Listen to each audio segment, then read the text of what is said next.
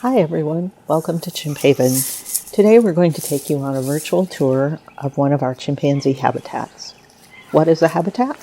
It's a forested area bound on two sides by concrete walls and by a water moat, and it's an area where our chimpanzee families live. We can rotate our family groups through the habitats to provide them with novel space and new experiences. Today we're going to talk about Flora's group in the habitat and meet some of the chimpanzees. This is Passion, and she's eating some of the cabbage that has been provided in the habitat when we baited the area. Baiting the habitat just means that we put special goodies and treats, as well as the chimpanzee's diet, into the habitat for them to find and forage. We see Arden here eating one of our what we would call an apesicle. It's just a frozen treat, so frozen juice with some things like nuts and fruit and things like that in it. And now we're kind of moving on, and we just briefly saw our termite mound. We'll talk a little bit about the termite mound in a minute. But here we also see Sarasota and Gina foraging for different things that we've spread out as we baited the habitat. Gina looks like she's making a lodge and eating chow. Now we're back to the termite mound where the chimpanzees are fishing with tools that they have found and made. The termite mound doesn't contain termites like it might in a wild area. It actually contains things like applesauce with sugar-free Kool-Aid for the chimpanzees to simulate fishing with those tools that they've made. Here we see Carly with her sister Arden. Carly's our youngest chimpanzee at the sanctuary at 3 years old. But we are a sanctuary, so we do not breed the chimpanzees. The males are all vasectomized and the females actually are all on birth control, but sometimes we have oops babies. Here we see Flora, who's kind of a different color than a lot of the other chimpanzees. People often assume that she is what in gorillas we would call a silverback, but Flora just has different hair coloring, just like we can be blondes, redheads, or brunettes. And Flora had just walked up to Megan, who's sitting near the edge of the water moat. The chimpanzees will sometimes drink from the moat. And here's Passion and her baby Carly. And Passion keeps a pretty close eye on Carly, but Carly's just like any other toddler and likes to run off and play. But lots of the other chimpanzees in the group will also keep a close eye on Carly. She's very curious and learning new things, so she's also going to be learning how to fish for termites, like these guys are right now with their tools. We don't provide them with the tools. They actually have to go out into the forest and locate a stick, and typically they will then strip extra branches and leaves off of it to make it into a good tool. So you might notice that they also need to make sure they have the appropriate size to fit in the termite mound holes. This is Carly begging from her auntie Nope. When a chimpanzee puts its face up close to another chimpanzee, they're begging for food. And in chimpanzee communities, often the other female chimpanzees will serve as ant-like figures to the youngsters. And now we see Carly bouncing off to go play and probably get into some more trouble.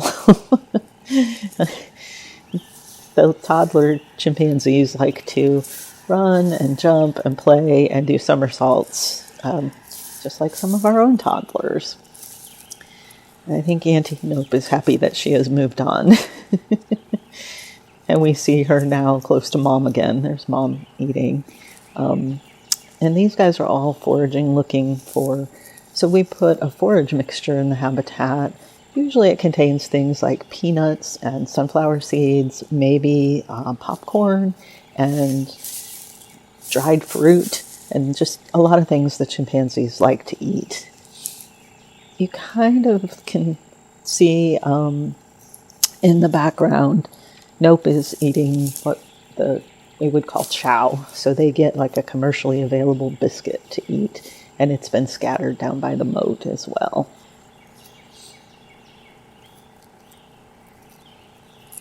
Looks like Carly has gathered some chow, and Auntie Gina just did what we would call mouthed her, sort of like a chimpanzee kiss. So it's a very friendly gesture.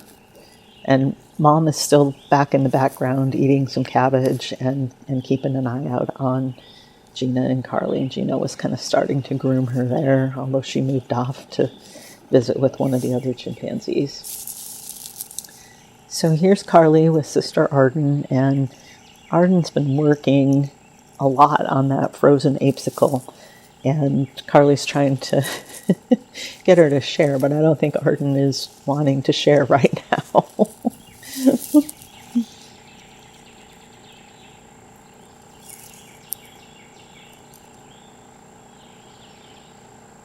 We're getting a drink from the moat. So earlier we talked a little bit about how the chimpanzees will come down and drink from the moat. So here's a great example of that.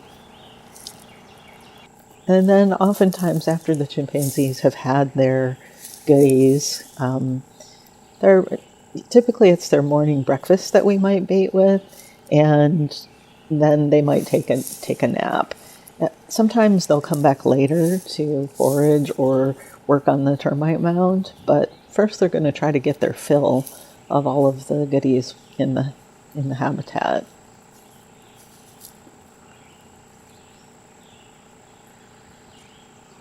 The chimpanzees will actually eat 7 species of leaves also out in the habitat, and some of the chimpanzees do climb the trees. Their favorite leaf to eat is actually elm leaves, but they eat different types of leaves at different times of the year. So they might eat things like sweet gum. We can actually see sweet gum in the background of the termite mound to the left, and they sometimes eat that in the fall. Here we're back to Carly playing again while the adults are still foraging and eating. The chimpanzees will also nest in the habitat, typically on the ground. Chimpanzees, Carly's very distracting and she starts goofing around and playing. But the nests that the chimpanzees make in the habitat are typically on the ground and out of the vegetation. In the wild, chimpanzees will make a nest at night. We call it a nest, but it's more similar to a bed. And our chimps tend to make them during the day, although they do have access to the habitats at night if they would like. Here we see some of the chimpanzees grooming with each other and still foraging. And now Carly's up here at the moat and exploring, and she might even be trying to see if there's anything in the moat that's good to eat. My guess is that one of the adults, yep, here comes Aunt Nope. They tend to try to keep her away from the water and keep her safe. But of course, like any toddler, she's going to push the boundaries. And here we also see Carly playing in one of the trees. Chimpanzees actually have to learn how to climb. You would think if we gave a chimpanzee a tree that they would automatically climb the trees, but they actually learn through observation. So they have to learn how to climb trees. And the other chimpanzees in Carly's group, she has observed them climbing and has learned to climb herself. Now we just saw Carly using what should have been a tool as sort of a weapon towards one of the other chimpanzees.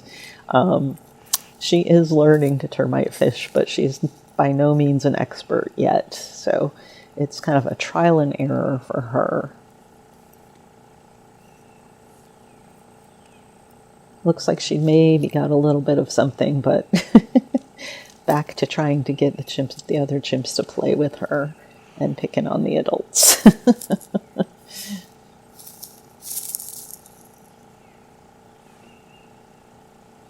The termite mound really is one of the chimpanzees' favorite activities when they're in the habitat areas.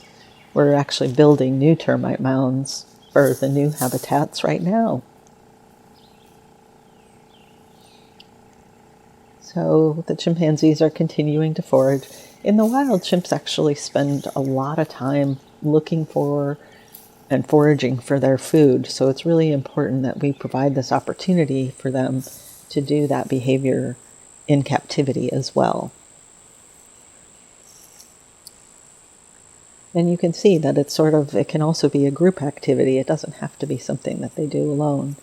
We haven't discussed Sarah, who's on the left yet. This is Sarasota, and you notice she looks different than the other chimpanzees. Those are actually lipomas on Sarah.